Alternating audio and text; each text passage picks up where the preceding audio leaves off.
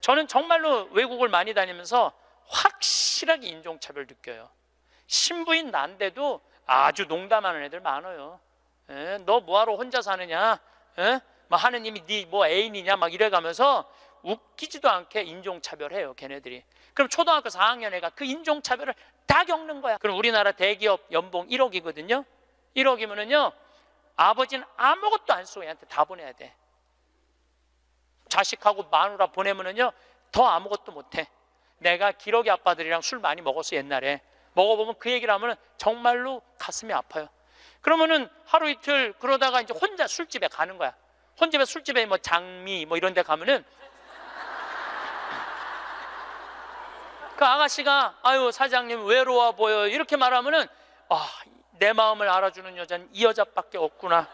그래서 뭐해? 사랑에 빠지는 거예요. 그걸 남들은 바람핀다고 그러지. 엄마는 또 미국 가갖고 애 학교 가면은 심심하잖아요.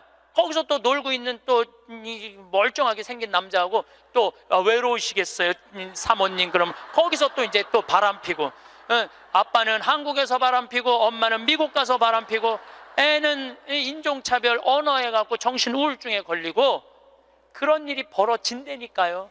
한두 집이 아니라니까요. 그러니까 애한테 공부를 가르치면 안 된다니까요. 행복을 가르쳐야 돼요. 그리고 여러분들 출세, 그것도 해봐야. 난 텔레비전 보면서 출세하는 거 한맛도 안 부러워요. 뭐 민정수석 무슨 수석들 지금 그게 사람 사는 거예요? 저런 모습이? 차라리 그 자리에 안 가면은 거짓말도 안 할 거 아니에요. 여러분들은 거짓말 일이 뭐가 있어? 누가 돈을 갖다 줘야지 안 받았다고 그러지. 누가 돈을 갖다 줘야지 안 받았다고 그러지. 참. 먹어본 놈이 먹고 놀아본 놈이 논다고. 먹고 마시고 노는 것도 아무나 먹고 마시고 노는 게 아니에요. 나는 직원들한테도 나중에 잘 안 해줘요. 언제 잘해줘? 지금 잘해줘. 지금 잘해주려면 지금 잘해줘. 나는 가끔 무슨 공항에 20년 동안 청소하는 아줌마들 140만 원 월급 준다는 게 난 이해가 안 되더라고요. 그건 식구로 생각하는 게 아니에요. 우리 집에 와서 일하면은 내 식구인데 적어도 우리 집에서 일을 하면서 인간의 품위는 유지하고 살아야 될 거 아니에요. 우리 생태마을은 작년에 매출액이 45억이었는데 올해 50억이야. 50억. 얼마나 뭐 청국장 가루 깻잎 많이 팔리는지 몰라요. 하루에 2천만 원씩 팔려. 하루에 2천만 원씩. 요즘 내가 사장인데 내가 사장이 뭐 할 것 같아? 맨날 먹고 마시고 노는 거야. 맨날 먹고 마시고 노는 거야. 직원들 줄 거 다 주고, 아끼지 않아요. 줄 거 다 주고. 그리고 이제 하도 이제 우리 신자가 아니라 비신자들이 물건을 많이 사니까 이제 사업자 등록을 해서 세금도 내요. 제가 세금을 내는데 1년에 2억 정도 세금이 나가요. 많이 나가요, 세금이. 그런데 텔레비전을 보면은 그 세금 떼어먹는다고, 탈세한다고 대기업 총수들이 막 마스크 쓰고 막 휠체어 막 타고 막 침대에 누워서 막 들어왔다 나갔다 하는 거 보면서 내가 텔레비 보면서 한마디 해요. 내가 뭐라고 그러냐면 내고 살지. 아유, 내가 이렇게 말해요. 내고 살면 되지. 뭘 그렇게 돈이 많은데 그걸 그냥 돈을 아낀다고 나라 돈 빼먹어가면서, 어려운 사람 나눠주는 거 빼먹어가면서. 초등학교 6학년 때 요 성적표를 가지고 30년 후에 추적을 해봤어요. 누가 행복하게 사나? 그랬더니 IQ 좋은 애도 아니고 성적 좋은 애도 아니고 뭐 좋은 애야? 생활기록부 좋은 애, 먹고 마시고 논 애들이요 결국은 잘 살더라 이거예요. 근데 이제 그 의사 4년째 나 따라다니는 의사가, 신부님 나 비행기에서 떨어져서 죽었으면 좋겠어요. 차가 와서 쳐서 죽었으면 좋겠어. 그랬던 의사예요. 근데 잠비아 봉사활동 가면서부터 사는 게 즐거운 거야. 내 걸 나누니까 자기 존재의 의미가 있는 거예요. 근데 이 의사가 참 돈을 많이 버는 의사예요. 그런데 왜 죽고 싶으냐? 건물은 큰 걸 사놓고 그 빚을 해대느냐고. 화장실 가는 게 아까웠고 물을 안 마셔. 오줌 넣는 시간이 아까웠고 진료 시간이. 그러니까 사는 게 즐겁지 않은 거죠. 황창현 신부님의 행복 특강 지금 바로 시작하겠습니다. 영상이 마음에 드신다면 구독과 좋아요, 알림 설정 부탁드립니다. 자, 기도 바치도록 하겠습니다. 성부와 성자와 성령의 이름으로. 사는 게 힘들다고 말한다고 해서 내가 행복하지 않다는 뜻은 아닙니다. 내가 지금 행복하다고 말한다고 해서 나에게 고통이 없다는 뜻은 정말 아닙니다. 마음의 문 활짝 열면 행복은 1000개의 얼굴로, 아니 무한대로 오는 것을 날마다 새롭게 경험합니다. 어디에 숨어 있다 고운 날개 달고 살짝 나타날지 모르는 나의 행복, 행복과 숨바꼭질하는 설렘의 기쁨으로 사는 것이 오늘도 행복합니다. 영광이 성부와 성자와 성령께, 성부와 성자와 성령의 이름으로. 이건 내 기도가 아니고 이혜인 수녀님의 기도예요. 네, 수녀님이 너무너무 아름다운 글을 써갖고 참 수녀님 항상 행복 얘기 많이 하시죠. 수녀님도 투병하시면서도 이렇게 멀리서 제가 이렇게 뵈면은 정말 하느님의 행복을 나눠주는 분 같아요. 자, 그렇다면 우리 인간은 잘 죽으려면 잘 살아야 돼요. 잘 사는 사람이 죽을 때 행복하게 죽을 수 있습니다. 이 세상에서 보통 안 먹고 안 마시고 안 놀고 고생한 사람이 70살에 당신 암이라고 그러면은 이분들이 공통적으로 하는 얘기가 있어요. 나는 억울해서 못 죽는다고. 공통적으로 하는 얘기가 그 얘기예요. 평생 고생만 하고 살았는데 나는 억울해서 못 죽는다고. 나는 호강해야 된다고. 이때부터 산삼을 캐와라, 좋은 의사를 대라, 다 소용없는 짓이에요. 그러니까 암 걸리기 전에, 당신 죽는다는 얘기하기 전에 이 삶을 만끽하고 삶의 기쁨 속에서 사실 필요가 있다는 겁니다. 그럼 우리나라 1살서부터 30살 행복하냐? 30살서부터 60살 행복하냐? 60살서부터 120살 행복하냐 이거예요. 제 얘기는 제가 왜 120살이라고 말씀드리느냐 하면 20년 전에 제가 강의할 때 앞으로 100세 시대 올 겁니다 라고 말씀드렸을 때 많은 할머니들이 이렇게 말했어요. 신부님, 끔찍한 소리 하지 마세요. 무슨 100살을 살아요? 그런데 요즘 텔레비전에 100세 안보장, 100세 연금보장 나와요, 안 나와요? 나오죠? 이런 거 나올 줄 꿈에도 몰랐을 거예요. 그럼 앞으로 20년 후에 텔레비전에서 100세 안보장, 100세 연금보장 나올까요? 20년 후에는 120세 안보장, 120세 연금보장 나오게 돼 있어요. 그렇다면 지금 60 되신 분들은 앞으로 몇 년을 더 살아야 되느냐면은 60년을 더 살아야 돼요. 60년을. 아까 첫 시간에 제가 이런 말씀 드렸어요. 남편하고 자식들을 위해서 전부 바치지 말라고. 얼마만 바치라고? 반만 바치라고. 반은 누구를 위해서 남겨놔야 돼? 나를 위해서 남겨놔야 돼요. 내가 행복해야지 남편도 행복하고 자식도 행복한 거예요.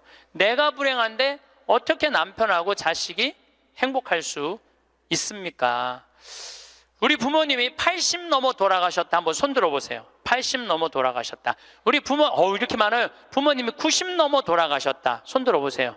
손 내리시고, 우리 부모님이 아직 90이 넘었는데 아직도 살아계시다. 손 들어보세요.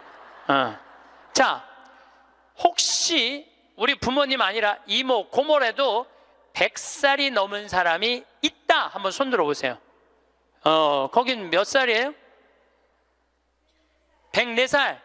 그 뒤에 분은 101살? 네. 보통 제가 이렇게 강의할 때 2분 정도 100살 넘은 부모님 있다고 얘기를 해요. 2분 정도. 무슨 얘기냐면은 지금 한국에 100살 넘은 사람이 몇 명이냐면 2만 명이에요. 2만 명. 100살 넘은 사람이, 아니 옆에 아무나 100살 넘은 사람이 있으니까 2만 명이 넘어요.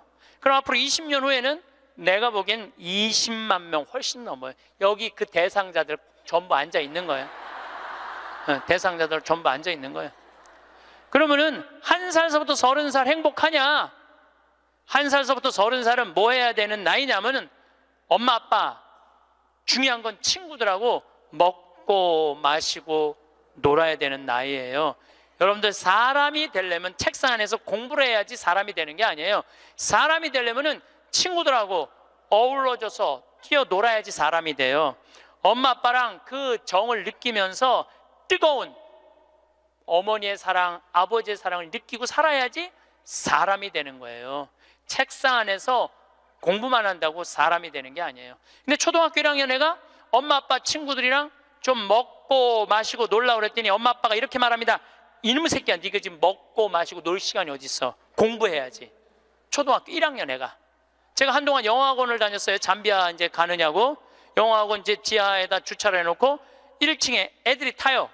애들이 타면 초등학교 애들이 타는 거죠. 영어학원 온다고 타는데 요만한 애가 가방을 2개를 메요. 앞에 하나 뒤에 하나. 내가 물어봐요. 너 몇 학년이냐? 초등학교 1학년요. 그래요. 이거 가방을 왜 2개냐? 이거 학교 가방, 이거 학원 가방. 딱 그래 애들이. 또 요즘 애들 중에 내가 너무 놀란 애들이 있어. 들어올 때 보면은 가방 안 메고 와요. 여행용 캐리어를 끌고 들어와. 여행용 캐리어를. 네, 캐리어를 끌고 다니는 애도 있어요. 보면은. 이게 초등학교 애가 학원을 13개까지 다니는 애를 봤어요. 얘는 엄마 아빠 친구들이랑 먹고 마시고 놀 시간이 없는 애예요. 중학교 올라가면은 자율학습 해야지, 보충학습 해야지, 학원 다녀야지.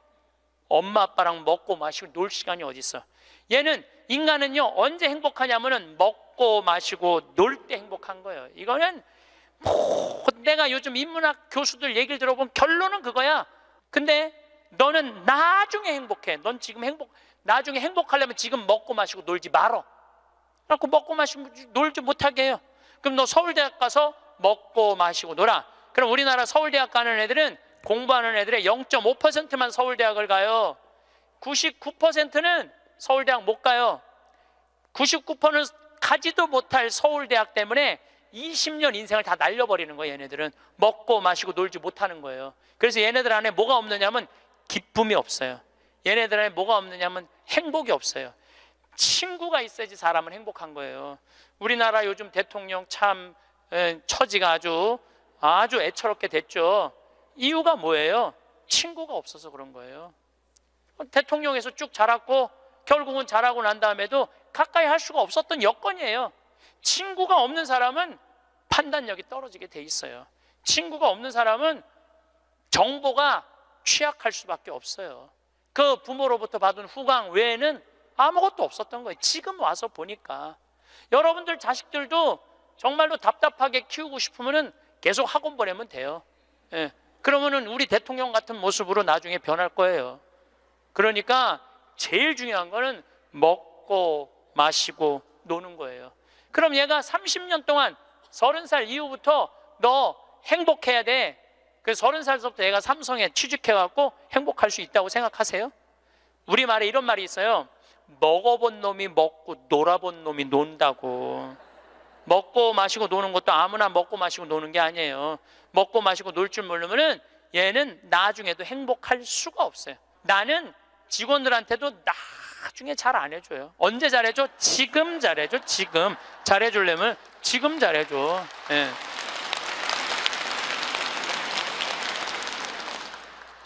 나는 가끔 무슨 공항에 20년 동안 청소하는 아줌마들 140만 원 월급 준다는 게 난 이해가 안 되더라고요. 그건 식구로 생각하는 게 아니에요. 우리 집에 와서 일하면은 내 식구인데 적어도 우리 집에서 일을 하면서 인간의 품위는 유지하고 살아야 될 거 아니에요. 그러니까 대우를 잘해줘요. 그런데 저는 학벌을 참 싫어해. 내가 아주 공개적으로 강의 때 얘기하잖아요. 난 서울대학 싫어한다고. 싫어해요. 저는 내가 서울대학 1년에 한 번씩 특강 꼭 가지만 그래도 싫어해요. 그래도 싫어해요. 예. 그래서 우리는 학벌을 따지지 않아. 직원 채용할 때 서울대학을 나왔든 유학을 갔다 왔든 이대를 나오든 연대를 나오든 일반 대학을 나오든 중학교를 나오든 고등학교를 나오든 초등학교를 나오든 첫 월급은 똑같아. 다 210만 원이에요. 아무리 잘났어도 210만 원, 아무리 못났어도 210만 원. 거기서부터 내가 평가하겠다는 거예요. 그리고 왜 내가 학벌을 따지지 않느냐 하면은 매주 띄우는데 뭐하러 서울대 졸업장이 필요해? 매주만 잘 띄우면 되지. 그렇지 않아요? 아니 매주가 서울대생만 보면 나 잘 떠야 되겠다 이래요? 나는 행복한 사람이 매주도 잘 띄우더라고 보니까.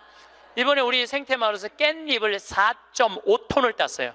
깻잎 장아찌 하려고 4.5톤 어마어마하게 땄어요. 그런데 깻잎 따는데 뭐하러 그놈의 2대 졸업장이 필요해? 그냥 그 2대가 뭐라고 그 온 나라를 뒤집어 가면서 2대 집어넣어갖고 참 웃기지도. 우리는 깻잎 따는데 2대 졸업자 필요 없어. 뭐만 잘하면 돼? 깻잎만 잘 따면 돼. 깻잎만. 그런데 우리 생태마을에 이렇게 대우가 좋고 나는 나름대로 어제도 제가 새벽에 부모님하고 좀 어디를 좀 갈 일이 있어갖고 새벽 4시에 집을 나오는데 별이 이게 여러분들하고 같이 나누고 싶어. 근데 새벽 4시에 평창에 있어야 돼. 그 시간에 얼마나 영롱하고 아름다운지 참 좋아요. 너무너무 행복한 곳이에요 우리 생태마을. 그런데 우리 생태마을에 누가 남아서 일을 하느냐, 가만히 봤더니 이제까지 200명도 더 왔다 가고 이력서도 이렇게 쌓여 있어요. 취직하겠다고. 근데 결국은 어떤 사람이 남아있느냐 하면은 부모님하고 친구들하고 어렸을 때 먹고 마시고 논 애들이 남아서 일하더라고요. 간혹 저한테 신부님 우리 애가 우울증이에요, 우리 애가 왕따 당했어요, 우리 애가 컴퓨터 중독이에요, 우리 애가 알코올 중독이에요, 신부님 사람 하나 살리는 셈 치고 우리 애 좀 받아주세요. 내가 또 마음이 약하니까 받아줘요. 받아주면은 3개월 이상을 못 버텨요. 본인이 그런다고 생태마을의 환경이 아무리 좋아도 그렇게 내가 아까 얘기했죠. 먹어본 놈이 먹고 놀아본 놈이 노는 거라고. 어렸을 때 불행하게 자란 애들은요 그 공동체 안에서 직장생활 못해요. 아니 KBS에서도 실험을 했잖아요. IQ 좋은 애, 성적 좋은 애, 생활기록부 좋은 애, 이거 쉽게 말하면 먹고 마시고 노는 애. 초등학교 6학년 때 요 성적표를 가지고 30년 후에 추적을 해봤어요. 누가 행복하게 사나? 그랬더니 IQ 좋은 애도 아니고 성적 좋은 애도 아니고 뭐 좋은 애야? 생활기록부 좋은 애, 먹고 마시고 노는 애들이요 결국은 잘 살더라 이거예요. 결국은. 그러니까 여러분들 자식들한테 너 공부 잘해야지 행복하다는 얘기는 틀린 얘기예요. 이 얘기가 핀란드에서는 이미 결론이 난 거예요. 핀란드는 초등학교 입학 조건이 뭔지 아세요? 잘 노는 애. 잘 노는 애가 입학 조건이에요. 입학 애 이제 학생들 뽑으려고 전부 다 애들이 와 있잖아요. 근데 놀이시설을 딱 놀게 해요. 근데 한 애가 안 놀아. 그럼 부모 불러갖고 뭐라고 그러는 줄 알아요? 얘 유치원에 다시 보내라고. 왜? 우리 애가 유치원에 가? 얘는 지금 노는 법을 모른다고. 놀아야지 사람이 되는 거예요. 놀아야지. 근데 우리는 먹고 마시고 노는 일을 아주 우습게 보는 거예요. 우리나라가 독일보다 4개월을 일을 더 해요. 4개월을 일을 더 하고 미국보다 3개월을 더 일을 해요. 1년에. 그런데 우리가 독일보다 잘 살아요? 미국보다 잘 살아요? 그렇게 뼈 빠지게 일을 하는데도 일한다고 돈 버는 게 아니에요. 제가 아주 재미난 일이 있었어요. 신나는 일이죠. 잠비아에 이제 우리 치과 의사들이 이번에도 1,400명 환자를 봤어요. 안과 의사 2분, 치과 의사 9분이 환자를 1,400명을 봤어요. 일주일에. 어마어마하게 환자를 봤죠. 근데 이제 그 의사 4년째 나 따라다니는 의사가 나 가기 전에는 맨날 신부님 나 비행기에서 떨어져서 죽었으면 좋겠어요. 차가 와서 쳐서 죽었으면 좋겠어. 그랬던 의사예요. 근데 잠비아 봉사활동 가면서부터 사는 게 즐거운 거야. 내 걸 나누니까 자기 존재의 의미가 있는 거예요.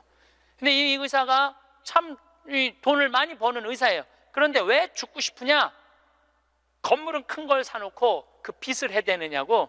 화장실 가는 게 아까웠고 물을 안 마셔. 오줌 놓는 시간이 아까웠고 진료 시간이. 그러니까 사는 게 즐겁지 않은 거죠. 여러분들 인생에 정말 힘든 게 뭔지 아세요? 확장 이전이에요. 여러분들 괜히 아파트 20평에서 40평 넓혀가는 거, 장사 잘 되는 가게 10평에서 40평 넓혀가는 거 다 고통의 시작이야. 그냥 있는 데서 살아요. 뭐하러 확장 이전을 해. 행복하지 않았던 거야. 근데 잠비아를 떠나면서부터 사는 게 즐겁기 시작한 거야. 그리고 내가 얘기했어요.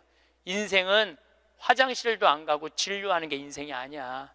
먹고 마시고 노는 게 인생이야. 제발 먹고 마시고 놀아. 그랬더니 그때부터 먹고 마시고 놀기 시작하는 거예요. 일주일에 이틀 과감하게 놀고 1년에 성지순례 10일 나 따라가고 뭐 성지순례 뭐 다른 데 또 가고 뭐 호주 의사들 같이 여행 다니고 1년에 40일을 놀아요. 40일을 무지하게 노는 거예요. 그러니까 그 조카가 이제 군대 갔다 와서 아르바이트 하면서 그렇게 노니까 이모한테 그렇게 물어보더래요. 이모, 이 치과 월급은 나오는 거야? 이렇게 물어보더래요. 그런데 내가 물어봤어요. 그렇게 먹고 마시고 놀면서 진료할 때랑 화장실도 안 가고 진료할 때랑 어느 때 돈을 더 많이 버느냐? 그랬더니 요즘이 훨씬 많이 번대요. 그리고 세무서에서 연락 왔대요. 돈이 너무 많이 벌려갖고 세무조사 나올 테니까 직원들하고 또 어디 놀러 가라고. 그래서 이제 다음 달에 어디 정동진인가 직원들 데리고 놀러 간대요. 여러분들 집에서 청승 떨고 아무것도 안 마시고 지립대 일만 한다고 돈이 벌려지는 게 아니에요. 먹고 마시고 놀 때 돈도 많이 벌리는 거예요. 우리 생태마을 요즘 다 망한다고 그러잖아요. 우리 생태마을은 작년에 매출액이 45억이었는데 올해 50억이야. 50억. 얼마나 뭐 청국장 가루 깻잎 많이 팔리는지 몰라요. 하루에 2천만 원씩 팔려. 하루에 2천만 원씩. 요즘 내가 사장인데 내가 사장이 뭐 할 것 같아? 맨날 먹고 마시고 노는 거야. 맨날 먹고 마시고 노는 거야. 직원들 줄 거 다 주고 아끼지 않아요. 줄 거 다 주고. 그리고 이제 하도 이제 우리 신자가 아니라 비신자들이 물건을 많이 사니까 이제 사업자 등록을 해서 세금도 내요. 제가 세금을 내는데 1년에 2억 정도 세금이 나가요. 많이 나가요, 세금이. 그럼 우리 국장이 신부님 세금이 너무 많이 나가는데 현금은 신고하지 않아도 된다는 거예요. 그런 게 어디 있어? 현금도 다 신고해. 현금도 다 한 푼도 빼지 말고 다 신고. 야, 내가 신부로 사는데 왜 머리 복잡하게 살아? 그냥 있는 대로 보고하고 다 살아. 내가 세금 2억 내면은 국가가 그거 갖고 어려운 사람 도와주고 나라 돌아가는 거지. 그걸 그냥 이렇게 감추고 저렇게 감추다가 내가 가끔 우리 이제 세금 다 내요. 그래서 세금이 부담스럽더라고요. 다 한 달에 거의 2천만 원씩 세금이 나가니까. 그런데 텔레비전을 보면은 그 세금 떼어먹는다고 탈세한다고 대기업 총수들이 막 마스크 쓰고 막 휠체어 막 타고 막 침대에 누워서 막 들어왔다 나갔다 하는 거 보면서 내가 텔레비 보면서 한마디 해요. 내가 뭐라고 그러냐면 내고 살지. 아유, 내가 이렇게 말해요. 내고 살면 되지. 뭘 그렇게 돈이 많은데 그걸 그냥 돈을 아낀다고 나라 돈 빼먹어가면서 어려운 사람 나눠주는 거 빼먹어가면서 세금 내는 것도 내가 보기엔 자선이에요. 세금 내는 것도 국가가 잘 집행해야 되겠지만은 뭐 K 뭐 미르 이건 악다군이에요. 그 돈 없는 기업들한테 그 돈 뺏어가는 건 그건 악다군이 아니에요. 그 돈 갖고 직원들한테 저기 막 보너스나 주고 여행이나 보내주지. 그럼 대한민국이 밝을 텐데. 요즘 국회가 참 많이 싸우죠. 치지도 않고 싸워.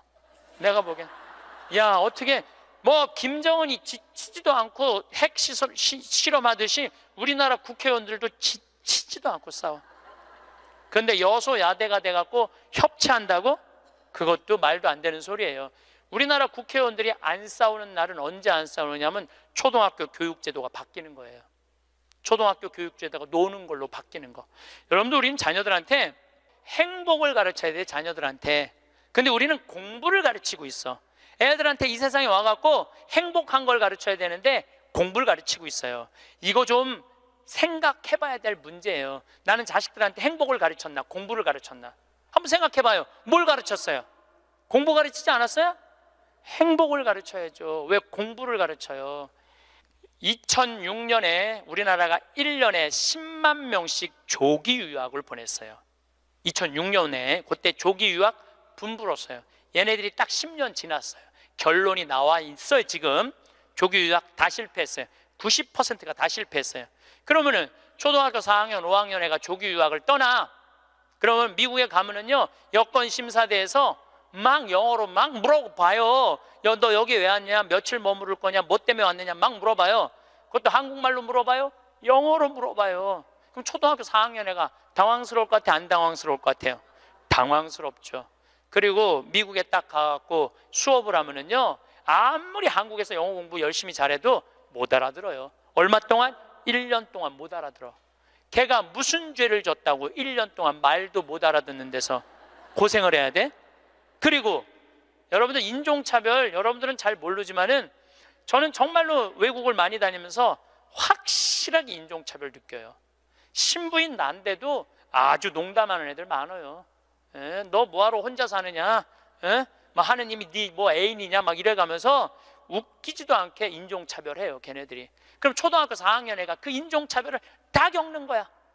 그러면 한국에서 걔한테 유학 한번 보내려고 그러면 9.11 테러 이후부터 미국은 외국인을 공립학교에 받아들이지 않아요. 다 어디에 들어가야 되냐면 사립학교에 가야 돼. 사립학교는 중학교, 고등학교 1년에 4천만 원, 5천만 원이에요. 등록금이.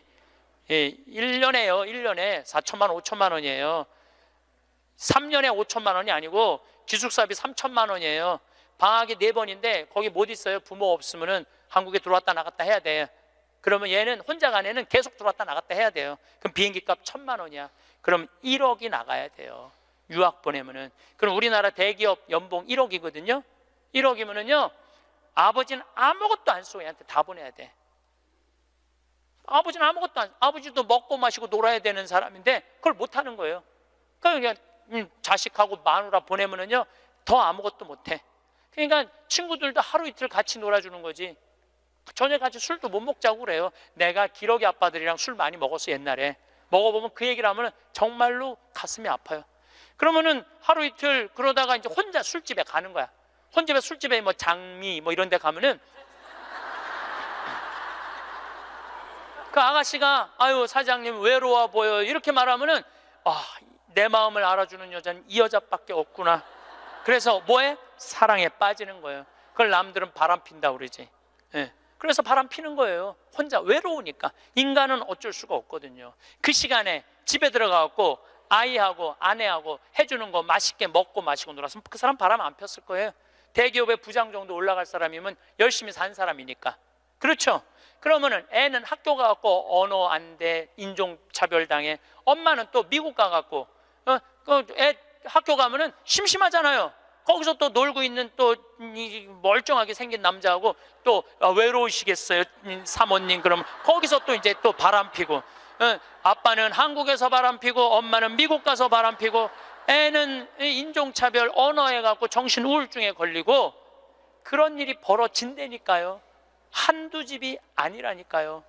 뭐를 위해서 애를 유학을 보낸 거예요? 뭐를 위해서?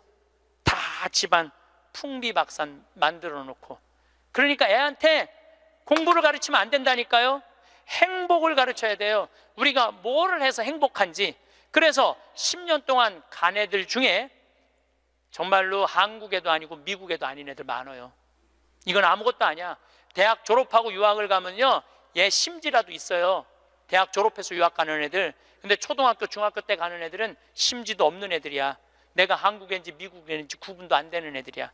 그래갖고 적응 안 되면은 중학교에 가면은 유학 온 한국 애들, 말 안 통하는 영어 안 되는 애들끼리 모여요. 모여서 노래방 가고 한국 드라마 보고 술 먹고 담배 피고, 고등학교 올라가면 마약해요. 마약하면 또 걸리면 감옥에 갔다 왔다 하고. 정말로 이 아이의 출세를 위해서, 이 아이의 미래를 위해서 유학을 보냈는데 아버지도 바람피고 엄마도 바람피고 애는 마약하고. 이런 집이 한두 집이 아니라니까요. 너무너무 많은 거예요. 이런 집이. 성공하는 비율은 10%밖에 안 된대요. 10%밖에. 그러니까 90%는 다 망가지는 거야. 그래갖고 이제 한국에 돌아오면은 집안이 완전히 망가진 거야. 애는 집에서 나가지도 않고. 왜냐하면 유학이라는 건 갔다 왔는데 대학을 졸업한 것도 아니고 한국에서 취직되는 것도 아니고, 그러니까 아무것도 못하는 거야. 그래서 나한테 와서 신부님 얘 좀 고쳐달라는 거야. 자기가 10년 동안 망가뜨려 놓고 나한테 1시간 만에 고쳐달라는 거야. 내 안수하면 손에서 아무것도 안 나오는데 뭘로 고쳐 내가.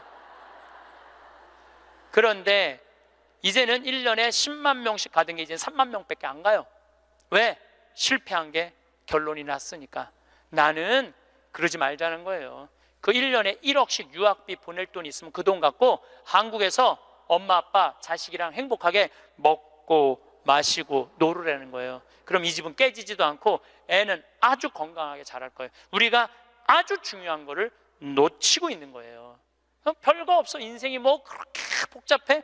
그리고 여러분들 출세 그것도 해봐야, 난 텔레비전 보면서 출세하는 거 한맛도 안 부러워요. 뭐 민정수석 무슨 수석들 지금 그게 사람 사는 거예요? 저런 모습이? 차라리 그 자리에 안 가면은 거짓말도 안 할 거 아니에요. 그 자리에 가면 어쩔 수 없이 거짓말하고, 어떻게 보면 여러분들이 훨씬 행복한 분들이에요.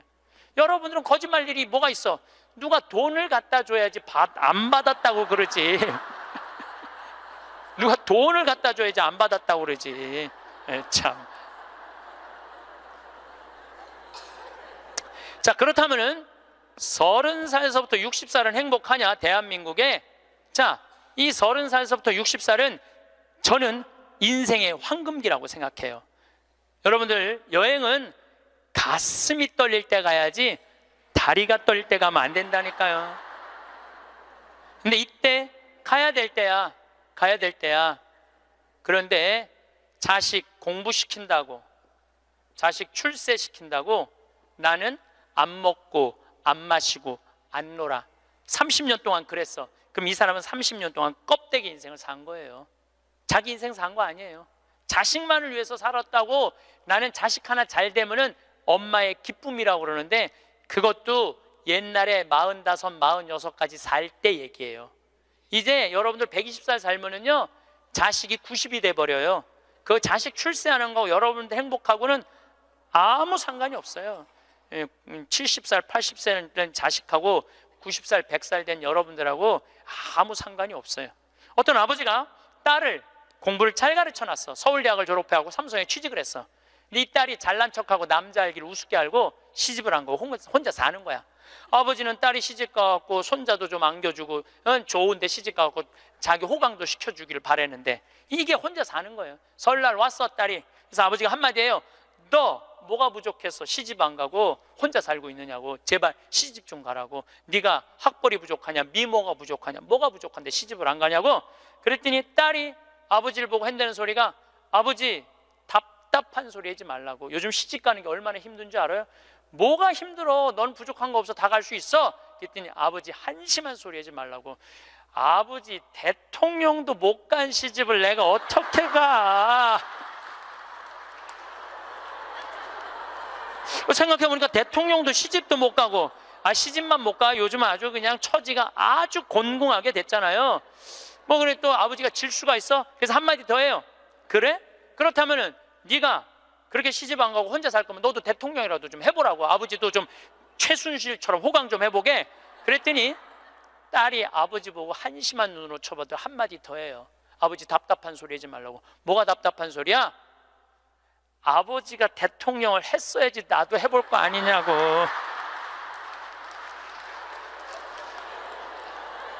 여러분들, 자식을 대통령 만들고 싶으면요, 여러분들이 먼저 대통령이 돼야 돼요. 자식을 출세시키고 싶으면 여러분들이 먼저 출세해야 돼요. 자식을 철들게 키우고 싶으면 누가 먼저 철이 들어야 돼? 여러분들이 먼저 철이 들어야 돼. 그런데 여러분들이 30살부터 60살까지 자식 출세만 바란다고 빈 껍데기로 30년을 살았어.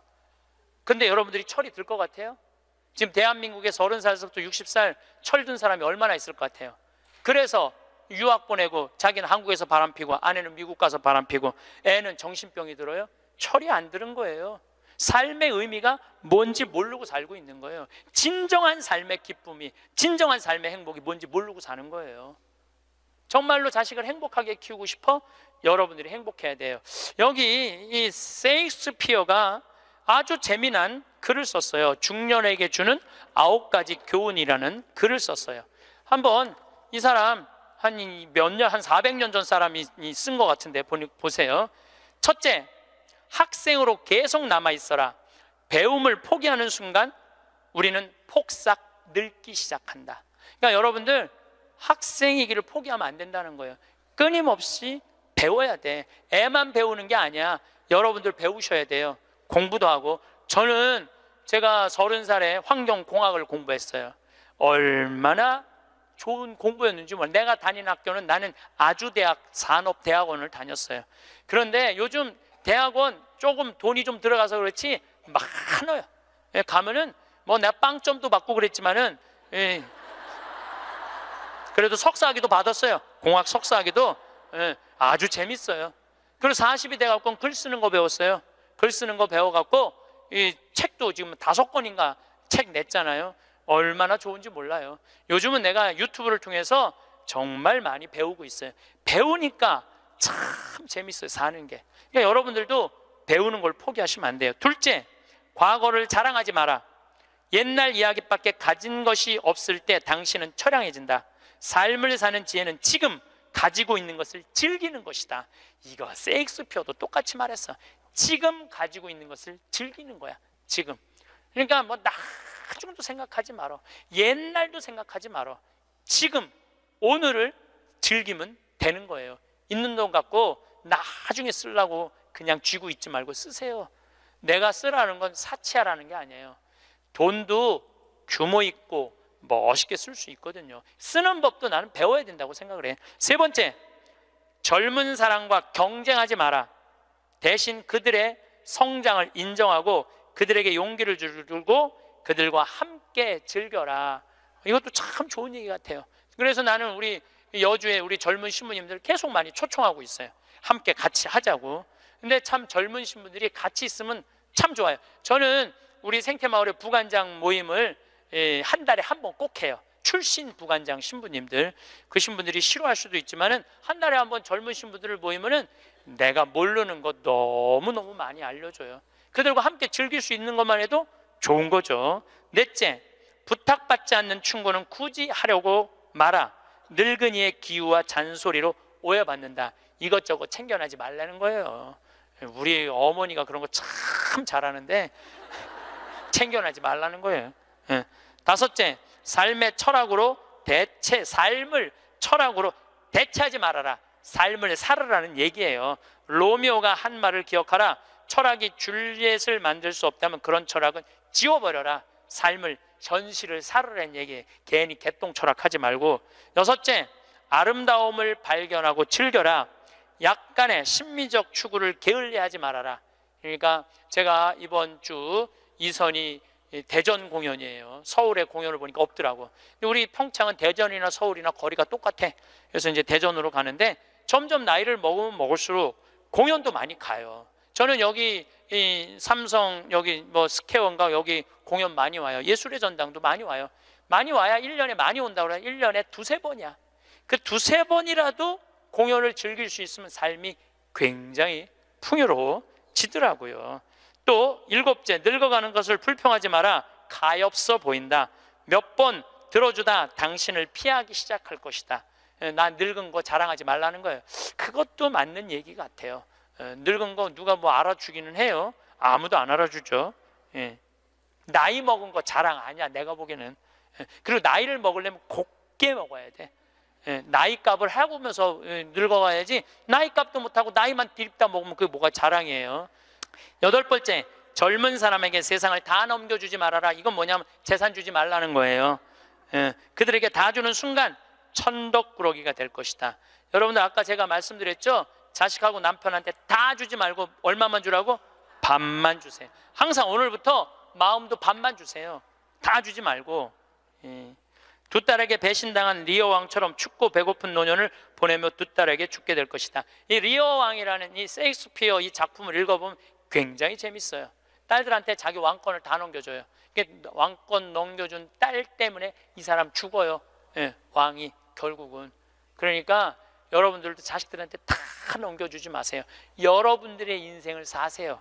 아직 여러분들 한참 남아있거든요. 아홉 번째, 죽음에 대해 자주 말하지 마라. 죽음보다 확실한 것은 없다. 인류 역사상 어떤 예외도 없었다. 확실히 오는 것을 일부러 맞으러 갈 필요는 없다. 삶을 탐닉해라.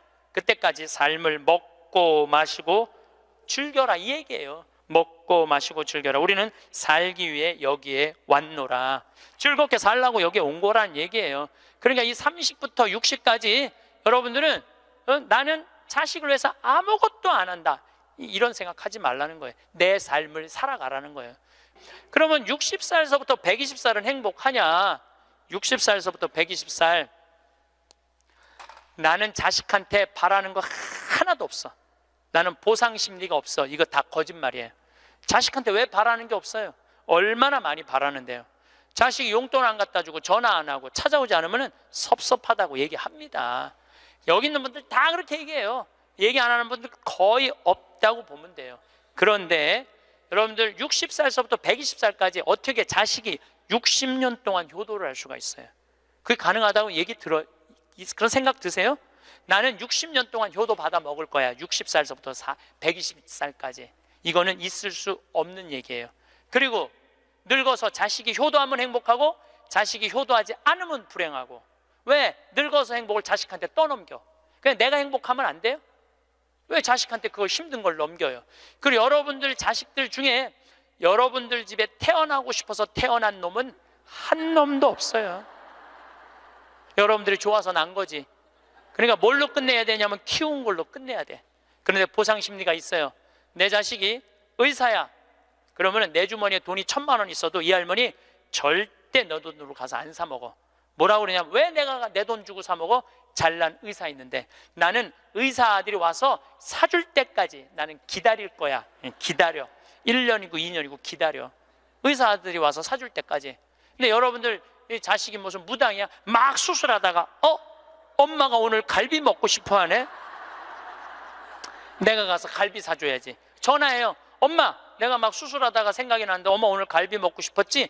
내가 오늘 가서 사줄게 라고 전화하는 자식은 대한민국에 단 한 명도 없습니다. 지금 70, 80된 나 갈비 먹고 싶은 거 누구만 알아? 나만 알아요. 여러분들 이걸 아셔야 돼요. 여러분들은 자식 생각밖에 없지만 자식은 여러분들 생각 없어요. 그건 확실합니다. 왜냐면 이게 실험의 결과가 나왔어요. 어떤 실험을 했느냐면, 요즘은 사랑의 감정을 촬영할 수 있대요. 그래갖고 할머니들한테 젊은 자식들 사진을 보여주고 뇌파 촬영을 해보니까 막 그냥 뇌파가 난리도 아니라는 거예요. 자식 사랑의 감정, 잘된 자식은 좋아갖고 막 난리고 못된 자식은 그게 안타까워갖고 막 난리가 아니라는 거예요. 그러니까 여러분들은 지금 자식 보면은 내가 막 진동을 해, 사랑의 감정이. 그런데 자식한테 늙은 엄마 사진을 보여주고 뇌파 촬영을 해보니까 아무 반응이 안 일어나는데, 내가 이거 KBS에서 봐서, KBS에서 의사들이 실험하는 거를. 그러니까 여러분들은 자식 생각하는 거하고 자식이 여러분들 생각하는 거하고는 이건 차원이 달라요. 차원이. 정말 생각 없어요. 저도 어머니 아버지 86, 84살이에요. 그런데 내가 막 신부됐을 때, 어머니 60이었을 때 어머니가 그랬어. 늙으면 죽어야 된다고. 그때 이제 효도할 때가 됐는데 죽으면 안 되지. 그래갖고 어머니 아버지 모시고 파리, 로마, 이스라엘, 베이징, 우리나라 금강산, 백두산, 우리나라 좋다는 데 온천 다 모시고 다녔어요. 왜 모시고 다녔느냐 하면 죽는다니까. 빨리 보여줘야 될 거 아니야, 죽기 전에 5년 동안. 근데 요즘은 어머니가 늙으면 죽어야 돼 그 소리 하면 막 화가 나요. 왜 화가 나냐면 그 얘기한 지 24년이 지났어. 24년. 죽을 기미가 안 보여요. 요즘 어떻게 잘 드셔서 그런지 완전히 얼굴이 새색시 같아. 새색시. 얼마나 이쁜지 몰라. 그러니 죽겠어요? 안 죽어요. 그럼 24년을 내가 효도를 할 것 같아요? 5년 하고 끝났어요. 나도 5년 하고. 요즘은 나 강의 막 다니다 보면 한 달 동안 한 번도 생각 안 할 때 있어요. 한 번도. 근데 어머니는 아침에 일어나고 제일 먼저 나 위해서 묵주기도 20단 한대요. 하루 종일 아들 생각하는 거지. 집에 가보면 온통 내 사진이야. 그냥 온통 내 사진. 그런데 놀라운 건 우리 사제관은 어머니 아버지 사진 하나도 없어요. 하나도. 그런데 나만 그렇겠어요? 여러분들 자식들 먹고 살기 바쁜데 생각 안 해요. 그러니까 이제 내 인생의 주인공은 누구라고 생각하면 돼? 나라고 생각하면 돼. 그러니까 내가 지금 갈비 먹고 싶은 거 누구만 알아? 나만 알아. 그럼 누가 사줘야 돼? 내가 사줘야 돼. 누구 돈으로? 내 돈으로. 무슨 돈으로? 집 잡혀서 사줘야 돼요. 집 잡혀서. 그런데 우리나라 노인이 지금 700만 명이 65세 이상이. 그러면은 부부가 산다고 하면 350만 세대죠. 350만 세대 중에 집 잡혀서 주택연금으로 사는 세대는 3만 5천 세대에 지금. 그럼 100명 중에 1명만 연금으로 사는 거예요. 자, 나 65세 넘었다. 한번 손 들어봐. 65세 넘었다. 왜 손 안 들어? 여기 지금 다 내 눈에 보이는데 이렇게 많어. 자, 손 내리세요. 자, 이 중에 나 정말로 집 잡혀서 연금으로 생활하고 있다면 손 들어보세요.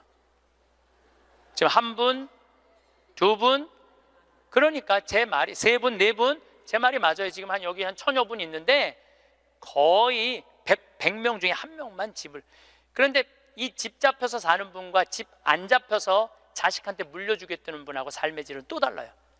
집 잡혀서 한 달에 150만 원에서 200만 원을 받아 사는 사람들은요, 근심 걱정 하나도 없대요. 마음이 그렇게 편안하대요. 그런데 자식들 용돈 받고 집 물려줄 생각으로 용돈 받고 사는 분들은 어떤 딸은 자식이 10만 원도 갖다 주고 20만 원도 갖다 주고. 우리나라 평균 용돈이 10만 원이에요. 평균 부모님한테. 그럼 20만 원도 갖다 주고 30만 원도 갖다 줘. 근데 어떤 달은 100만 원도 갖다 줘. 100만 원도 갖다 주면 이 할머니가 그 돈을 못 써요. 왜 못 쓰는 줄 아세요? 다음 달에 얼마를 갖다 줄 줄 알고 이거 홀딱 닦았어. 그냥 계속 불안하게 사는 거야. 계속. 그럼 늘 불만 속에서 사는 거야. 내 인생의 주인공은 난데 남한테 계속 기대고 사는 거예요. 그러시지 마세요. 내 강의를 듣고 정말로 당신 스스로 갈비를 사 먹으러 간 할머니들이 나한테 편지 많이 해요. 또 찾아도 많이 와요. 신부님 말대로 내 돈으로 사 먹어보니까 인생이 바뀌더래요. 어떻게 바뀌느냐면 더 이상 자식 기다리지 않게 되더래요. 그리고 더 이상 원망하지 않게 되더래요. 더 이상 섭섭한 거 없더래요. 그냥 내 돈 갖고 내가 사 먹으면 되지. 대신 너는 나한테 재산 끝이야. 이렇게 딱 정리가 되고 나니까 너무 편안하더래요. 그리고 남은 인생은 내가 책임질 수 있겠다라는 자신감이 생기더래요. 그래서 너무 감사하다고. 너무너무 감사하다고. 아니, 그 할머니 중에 내 강의에 딱 맞는 할머니 한 분 오셨어. 여기 여의도에 사는 분인데 개신교 다니는 분이야. 순복음교회 다닌대요. 빌딩이 3개가 있대. 우리 집에 왔는데 뭐 하여튼 에쿠스 뭐 900인가 뭐 리무진인가를 타고 왔는데 어마어마하게 좋은 차를 타고 왔어요. 예, 에쿠스가 아니라 제너시스. 기사를 대갖고 왔어. 근데 그러는 거예요. 신부님, 내가 40에 혼자 돼갖고 아들 셋을 키웠다는 거. 신부님 말대로 의사, 교수, 사장이라는 거예요. 근데 2년 전까지는 내가 너희들 그렇게 키웠는데 왜 나 한번 안 찾아오느냐, 맨날 원망했대요. 근데 어느 날 갑자기 내가 그러더래요. 늙어서 갈비 먹고 싶으면 지 돈으로 사 먹으라고. 왜 자식을 기다리느냐고. 근데 자기 돈으로 사 먹어보니까 더 이상 안 기다려지더래요. 섭섭한 거 없더래요. 그리고 사는 게 너무너무 즐겁더래. 내 자식하고의 이런 관계를 끊고 내 삶을 살다가 보니까 걸리는 게 하나도 없대. 그러니까 여러분들도 그렇게 사셔야 돼요. 언제까지 자식하고 엉겨서 그걸 살 수 있다고 생각하세요? 그냥 내 인생의 주인공은 나야. 내가 알아서 살아야 돼. 그래서 여러분들의 인생을 꼭 사시기를 바랍니다. 성부와 성자와 성령의 이름으로 아멘. 행복합니다. 마지막 돌아갈 곳이 어딘지 분명히 알고 있는 사람. 돌아갈 곳이 어딘지 알아 그 길을 닦으며 사는 사람. 먼 여정에도 가지고 갈 것이라고는 남에게 베푼 것뿐인 사람. 가지고 갈 것이 하나도 없이 살아온 흔적조차 남기지 않는 사람. 살아서는 조롱과 부끄러움에 비틀거리지 않는 날이 하루도 없었나니. 영광이 성부와 성자와 성령께, 성부와 성자와 성령의 이름으로 아멘. 감사합니다. 황창현 신부님의 행복특강 어떠셨나요? 황창현 신부님께서 말씀해 주신 중년에게 주는 9가지 교훈을 다시 들어보겠습니다. 첫째, 학생으로 계속 남아 있어라. 배움을 포기하는 순간 우리는 폭삭 늙기 시작한다. 둘째, 과거를 자랑하지 마라. 옛날 이야기밖에 가진 것이 없을 때 당신은 처량해진다. 삶을 사는 지혜는 지금 가지고 있는 것을 즐기는 것이다. 셋째, 젊은 사람과 경쟁하지 마라. 대신 그들의 성장을 인정하고 그들에게 용기를 주고 그들과 함께 즐겨라. 넷째, 부탁받지 않은 충고는 굳이 하려고 마라. 늙은이의 기우와 잔소리로 오해받는다. 다섯째, 삶을 철학으로 대체하지 마라. 로미오가 한 말을 기억하라. 철학이 줄리엣을 만들 수 없다면 그런 철학은 지워버려라. 여섯째, 아름다움을 발견하고 즐겨라. 약간의 심리적 추구를 게을리하지 마라. 일곱째, 늙어가는 것을 불평하지 마라. 가엾어 보인다. 아무리 친한 친구들도 당신의 불평을 몇 번 들어주다 결국에는 당신을 피하기 시작할 것이다. 여덟째, 젊은 사람들에게 세상을 다 넘겨주지 마라. 그들에게 다 주는 순간 천덕꾸러기가 될 것이다. 아홉째, 죽음에 대해 자주 말하지 마라. 죽음보다 확실한 것은 없다. 인류의 역사상 어떤 예외도 없었다. 확실히 오는 것을 일부러 맞으러 갈 필요는 없다. 그때까지는 삶을 탐닉하라. 중년에게 주는 9가지 교훈을 잘 지키신다면 행복한 노후, 건강한 노년이 되실 거라 생각합니다. 마지막으로 황창현 신부님의 행복특강을 바탕으로 늙어서 자식에게 짐이 되지 않는 3가지 방법을 말씀드리겠습니다. 나이가 들어가면서 세상을 살아보니 부모님이 재산 한 푼 물려주진 못하더라도 본인들의 노후안 잘 준비되어 있어도 자식에게는 무엇보다 큰 힘이 됩니다. 부모가 노후 준비가 잘 되어 있으면 자식들은 내 앞가림만 잘하면 된다는 생각에 마음 한구석에 안심이 됩니다. 행복한 노후는 자식에게 독립하면서부터 시작한다고 합니다. 부모가 자식을 키웠으니 자식도 부모를 부양해야 한다는 인식은 시대착오적인 생각입니다. 내가 너 키우느라 들인 돈이 얼마인데 내 노후를 방치해라는 생각으로 자식에게 바란다면 부모나 자식 모두 불행해집니다. 늙을수록 자식에 연연하지 말아야 합니다. 성장하여 가정을 이룬 자식에게 관심을 갖는 것은 사랑이 아니라 의지의 표현일 뿐입니다. 자식에게 희생하며 애지중지 길렀더라도 부모의 노후는 스스로 준비해야 합니다. 옛부터 내리사랑은 있어도 치사랑은 없다는 말이 있습니다. 부모가 자식을 사랑하는 것은 자연스러운 일이지만 자식이 부모를 위해 희생하기는 좀처럼 흔하지 않다는 것을 의미하는데요. 노후 준비가 덜 된 부모가 병원비, 생활비에 도움을 받고 싶은 마음은 이해합니다. 자식으로서 기본적인 도리로 도움을 준다면 좋겠지만 자식이 부모 세대보다 더 살기 힘든 게 요즘 시대라서 도움을 못 받아도 서운하다 생각하지 않아야 합니다. 형제 간 갈등은 부모로부터 시작한다고 합니다. 부모가 자식으로부터 독립하지 못하면 자식들 사이에도 누가 부모를 어떻게 모시나 하며 다투는 등 갈등의 씨를 남겨주는 꼴이 되고 맙니다. 그럴 때 가장 가슴 아픈 것은 부모겠지요. 부모에게는 열 자식도 짐이 아니지만 자식들에게는 부모가 짐이 된다는 현실을 받아들이셔야 합니다. 요즘은 부모가 자식을 모시고 사는 시대라고 합니다. 자녀 결혼자금, 집 마련, 사업 자금까지 대주고 손주 키워주기까지 무한 희생하고 나서 노후에 자식 며느리 눈치 보며 사는 삶은 부모로서 절대로 선택해서는 안 되는 길임을 명심하셔야 됩니다. 부모가 쉽게 퍼준 사랑은 자식들은 당연한 걸로 여기고 고마워하지 않습니다. 물론 모든 자식이 그런 것은 아니지만 만약을 위해 미리 신중할 필요는 분명 있을 것입니다. 자식에게 무조건 퍼주지도 말고 부담 주지도 말고 100세까지 내 돈으로 내가 사는 게 현명한 길입니다. 노후에 자식이 있어야 된다는 소리는 하지 마시고 내 몸은 내가 건사하면 됩니다. 자식이 나를 위해 무엇을 해줄 수 있는지 기대하는 대신 내 노후를 위해 무엇을 해야 할 것인가에 초점을 맞추셔야 됩니다. 그래서 오늘은 자식에게 짐이 되지 않기 위해 준비하셔야 되는 3가지 방법에 대해 말씀드리려고 합니다. 여러분들의 행복한 노후에 대해 깊이 생각해보는 시간이 되셨으면 좋겠습니다. 첫째는 건강, 신체적 독립입니다. 누우면 죽고 서면 산다.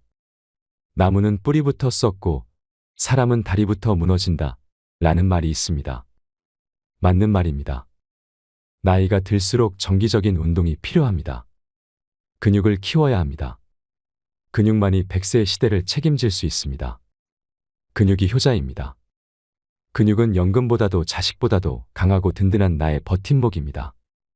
둘째는 돈, 경제적 독립입니다. 자식에게 다 퍼주면 굶어 죽고 안 주면 맞아 죽고 밥만 주면 달달 볶여 죽는다라는 말이 있습니다. 정답입니다. 자식이 성장을 하면 자식과는 일정한 거리를 두셔야 합니다. 자식에게 올인하지 마세요. 그리고 노후 자금은 반드시 챙겨 두셔야 합니다. 가난한 부모는 자식에게 짐만 될 뿐입니다. 나 홀로 요양병원이나 다른 시설에서 쓸쓸히 죽고 싶지 않다면 노후 자금을 반드시 챙겨 두셔야 합니다. 셋째는 취미생활, 정신적 독립입니다. 혼자 있으면 치매가 찾아옵니다. 우울증은 치매로 가는 지름길입니다. 혼자 있지 마세요. 나이를 먹을수록 친구를 만나야 합니다. 그리고 무엇이든 하세요. 그림도 그리고 일기도 쓰고 노래도 부르고 아니면 노래 교실이라도 다니세요. 과거는 흘러갔습니다. 자식도 과거의 산물입니다. 과거에 얽매이지 마세요.